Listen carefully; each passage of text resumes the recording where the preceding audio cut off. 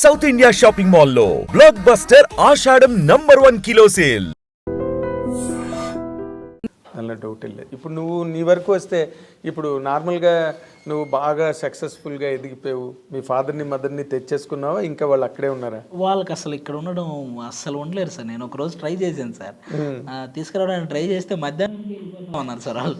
వాళ్ళకి పాపం ఆ ఊర్లో ఇంటి దగ్గర కూర్చొని అరుగు మీద కూర్చొని పక్కన వాళ్ళతో కబుర్లు చెప్పుకోవడం, వచ్చిపోయే వాళ్ళతో మాట్లాడుకోవడం, ఇవి బాగా అలవాటు సార్.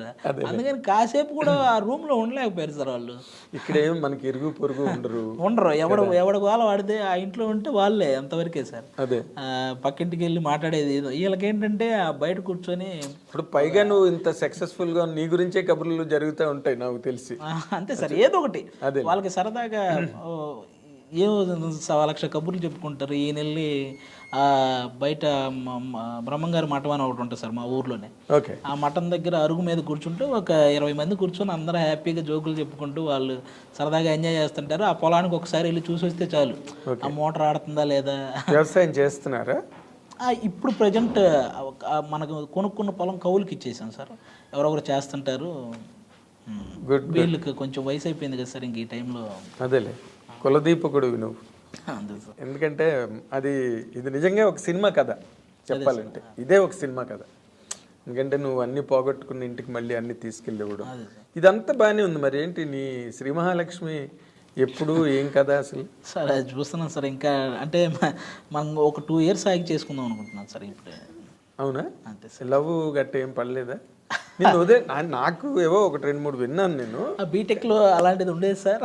పాపం అమ్మాయికి పెళ్ళి అయిపోయి ఇప్పుడు పిల్లలు కూడా ఉన్నారు. మనం ఆ టాపిక్ మాట్లాడుకున్నా బాగోదేమో. బీటెక్ చాలా ఓల్డ్ చాప్టర్ అయిపోయింది.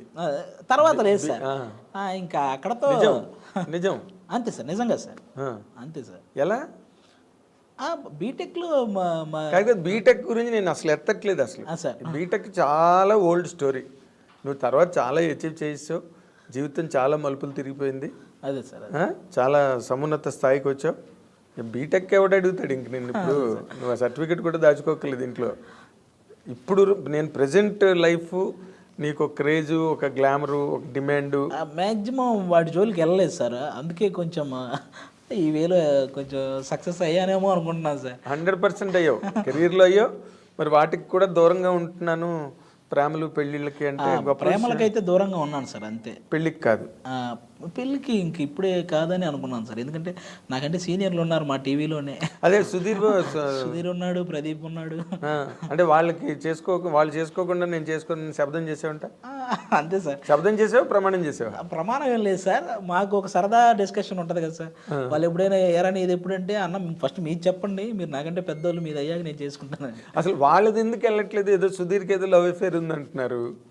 అవన్నీ టీవీ పర్పస్ సార్. అలాని కాదు సార్, వాళ్ళు కూడా అదే ఊరికే నాదంతా జీరో అయినా అలా ఏం లేదు సార్. వాళ్ళకు కెమిస్ట్రీ ఖచ్చితంగా వర్కౌట్ అయినట్టే కదా సార్. 9 years చేశారంటే ఆ కెమిస్ట్రీ ఉంటుంది కదా. అవునులే. దాన్ని వాళ్ళకి ఇంకా వాళ్ళ పర్సనల్ సార్, అది ఏదున్నా వాళ్ళు తేల్చుకోవాల్సింది వాళ్ళిద్దరు. అవును సార్, అవును. అంతేనా? అవును. సో ఇప్పుడు వాళ్ళు అయిపోగానే నువ్వు లైన్లో ఉన్నానంటావు. అంతే సార్. ఇది అసలు ఏంటి కండిషను? అసలు మీ ఇంట్లో వాళ్ళు ఒప్పుకుంటున్నారా నిన్ను? ఇంకా నేను నా పనిలో ఉన్నాను కదా సార్. ఇంకా వాళ్ళు నన్ను నా అంతకు నేను చెప్పే వరకు పాపం వాళ్ళు కూడా ఏమీ అడగరు సార్. అదే లాక్ చేసేవాళ్ళని. అంతే సార్. అసలు నార్మల్గా నువ్వు ఒక మాట చెప్పు. ఈ సినిమా ఇండస్ట్రీలో సెలబ్రిటీస్ అయిన వాళ్ళ మ్యారేజెస్ 2 రకాలుగా ఉంటాయి. అదే సార్. ఒకటి మన సుధీర్ లాగా ఇండస్ట్రీలో ఉన్న వాళ్ళే కొలీగ్స్, వర్క్ షేర్ చేసుకున్న వాళ్ళు ఒకటి. రెండోది ఇక్కడ ఉన్నప్పటికీ కూడా పేరెంట్స్ చూసి ఏదో సంప్రదాయాలు, కులం, నక్షత్రం, జాతకం ఇవన్నీ ఉంటాయి కదా ఒక సైడ్. ఈ రెండిట్లో దేనికి నువ్వు మొగ్గు చూపిస్తావు? పేరెంట్స్కి సార్. ఎందుకంటే వాళ్ళకి పాపం అది బాగా నచ్చిన అంశం సార్. అది పెళ్ళి, ఒక అమ్మాయిని చూసి మా వాడికి ఇచ్చి పెళ్లి చేయాలనేది వాళ్ళు ఇంట్రెస్టింగ్గా చేసే ఒక ఎంజాయ్ చేసేది, వాళ్ళు బాగా ఎంజాయ్ చేసే పని సార్. దాన్ని వాళ్ళకే వదిలేస్తే బెటర్ అని నా feelings.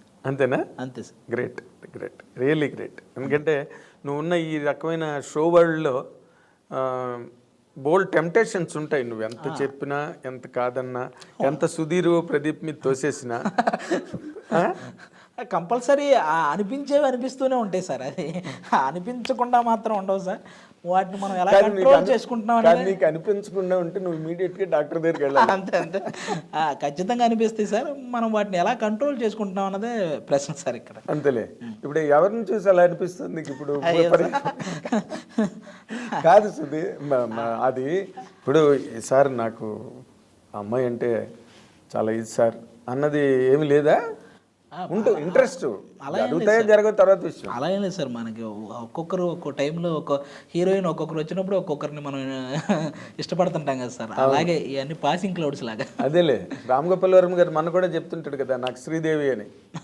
Still Appalaraju cinema opening లో చెప్పాడు ఆయన. అవును సార్. అసలు నేను చాలా అప్సెట్ అయిపోయిన బోని కబుర్ చేసుకోగానే అని. ఆయన ఎప్పుడు ఆయన అడ్మైర్ చేస్తాడు శ్రీదేవి గారిని. అదే, అలాగే అందరికీ ఎవరో ఒక రక మ్యాట్ని ఐడల్ ఉంటారు కదా హీరోయిన్స్ అంటేనే, మరి అది తమాషా. కానీ నువ్వు అలాంటి పరిస్థితుల్లో ఇంకా ప్రవరాఖీళ్ళలాగా నువ్వు నన్ను ముట్టుకోక అన్నట్టుగా ఉండడం నిజంగా గ్రేట్. అదే సార్, ఈ ఇండస్ట్రీలో నీ ఏజ్కి నీకున్న గేజ్కి అంతే సార్, కంట్రోల్ అంతే.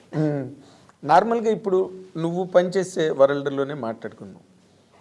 నువ్వు చాలామంది యాక్టర్స్తో పనిచేసావు. అవును సార్. అనసూయతో పనిచేసావు. అవును సార్. ఇంకెవరితో, రష్మితో చేసావు కదా. అవును సార్. వాళ్ళల్లో నువ్వు బెస్ట్ అని చెప్పాలంటే ఎవరిని చెప్పగలవు? అయ్యి బాబు, వాళ్ళిద్దరు పాపం ఇద్దరు బెస్టే సార్. స్టార్టింగ్ నుంచి జబర్దస్తిని మోసుకుంటూ వస్తున్నారు సార్ వాళ్ళు. వాళ్ళు కూడా వన్ ఆఫ్ ద పిల్లర్ జబర్దస్త్కి. Anasuya, Rashmi compulsory sir. ఇద్దరే. అవునా? ఇద్దరికి సూపర్ టాలెంట్ ఉంది సార్. బట్ అందులో కూడా గ్రేట్స్ ఉంటాయి కదా. బాలు గారు గ్రేట్, ఘంటసాల గారు గ్రేట్. బట్ ఎందుకు సార్ గొడవలు అయిపోతాయి ఎవరి పేరు చెప్పిన? ఎందుకంటే ఇద్దరితో నేను వర్క్ చేయాల్సిన వాడిని. అదే, నిన్ను చంపేస్తారేమో. నువ్వు అక్కడికి వెళ్ళి అనసూయ గ్రేట్ అంటావా అని రష్మిని గ్రేట్ అంటావా అని అనసూయ. అంతే సార్. వాళ్ళతో వర్కింగ్ ఎట్లా ఉంటుంది నీకు? చాలా బాగుంటుంది సార్. ఇద్దరు స్పోర్టివ్నెస్ ఎక్కువ సార్ ఇద్దరికి. ఎందుకంటే నేను ఇద్దరితో వర్క్ చేస్తాను, ఇద్దరి మీద డైలాగులు వేస్తుంటాను. చాలా స్పోర్టివ్గా తీసుకుంటారు సార్. ఓకే. ఇప్పుడు నార్మల్గా రష్మి అంత సోషల్ మీడియాలో అంత హల్చల్ ఏమి ఉండదు, కానీ ఏదో ఉంటుంది తనకు ఉన్నది. కానీ బట్ అనసూయ మాత్రం మామూలు రేజ్ కాదు, ఫైర్. అనసూయ కూడా పాపం ఏం ఉండదు సార్. ఆ కాసేపు ఏదన్నా కోపం వచ్చిందంటే కాసేపు అలా మాట్లాడతారేమో, కానీ వెంటనే చాలా సాఫ్ట్ సార్ ఆ అమ్మాయి. అవును, చాలా సాఫ్ట్. బట్ నువ్వు సాఫ్ట్ అని మనం అనుకుంటాం, బట్ సోషల్ మీడియాలోకి వచ్చేసరికి మామూలు ఫైర్ కాదు. అంతే సార్. తనేదో అంటుంది, ఇంకా అక్కడి నుంచి ఫ్యాన్స్, నెటిజన్స్. అంతే సార్. నాకు తెలిసి ఆ అమ్మాయి ఏం చేసినా ఒకవేళ ఆ అమ్మాయి రైట్ అనుకుంటే ఆ టైంకి చేసేస్తుంది సార్. అందులో మరి వెనక ముందు ఆ అమ్మాయి రైట్ అనుకుంటే చేసేస్తుంది సార్ అందులో. అదేలే, తను మళ్ళీ అక్కడున్నప్పుడే చాలా సెన్సేషను. మన యాంకర్గా ఉన్నప్పుడే. ఇంకా రంగమ్మత్త అయిన తర్వాత రేంజ్ మారిపోయింది. కానీ బాగా చేసింది సార్ ఆ అమ్మాయి. రంగమత్తగా చాలా బాగా చేసింది. రీసెంట్గా పెద్ద కాపు సినిమా రిజల్ట్ ఎలా ఉన్నా కూడా ఆ అమ్మాయి క్యారెక్టర్ బాగానే ఉంటుంది సార్.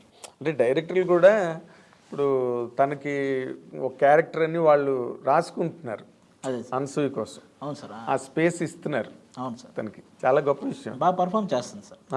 పర్ఫామ్ చేసినా చెప్పినా క్యారెక్టర్ సూటబిలిటీ మీద అవును సార్ త్రూ అయిపోతున్నది. అవును sir. She suits that character. ఇప్పుడు రంగమ్మతే దానికి ఎగ్జాంపుల్. అంతే సార్. అంత పెద్ద కాస్టింగ్లో రంగస్థలం అనగానే గుర్తుండిపోయే క్యారెక్టర్లో అది కూడా ఒకటి సార్. అయ్యో, ఎంత మాట. అసలు తన మీదే కదా సినిమా క్లోజ్ అయ్యింది కూడా, తన మీదే, ఆ క్యారెక్టర్ మీదే కదా. తన్నే కదా చేస్తాడు ప్రెసిడెంట్ బుచ్చిబాబు. అవును సార్. ప్రెసిడెంట్ చేయడం చాలా మంచి సక్సెస్ ఉంది ఇన్ జనరల్గా.